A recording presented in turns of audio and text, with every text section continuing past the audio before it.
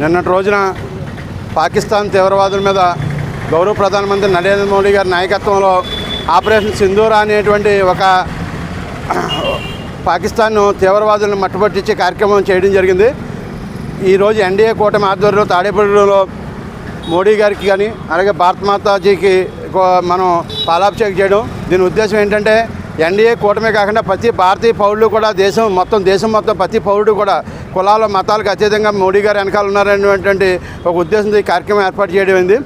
మీరు పాకిస్తాన్ తీవ్రవాదులు దుర్మార్గంగా మహిళల్ని ఒక విధురాలను చేయాలనే ఉద్దేశంతో మీరు చేసినటువంటి కార్యక్రమానికి మా మోడీ గారు ఆపరేషన్ సింధూర్ అని పేరు పెట్టి వాళ్ళందరూ కూడా బాధిత కుటుంబాలందరూ కూడా గర్వంగా భావించే విధంగా ఈ కార్యక్రమం చేయడం జరిగింది.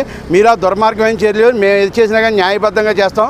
అలాగే న్యాయంలో కూడా మీరు చేసే ఏ కార్యక్రమం అయినా కానీ ఇటువంటి భారతదేశం వైపు ప్రపంచవ్యాప్తంగా కూడా మా వెనకాల మద్దతుంది. మీరు ఏవైనా దేశం వైపు కన్నెత్తి చూడాలంటే భవిష్యత్ తరాలు భయపడే విధంగా పాకిస్తాన్ తీవ్రవాదులకి మోడీ బుద్ధి చెప్పడం జరిగింది. ఈ కార్యక్రమానికి ఇచ్చేసినటువంటి అందరికీ కూడా పేరు పేరున ధన్యవాదాలు.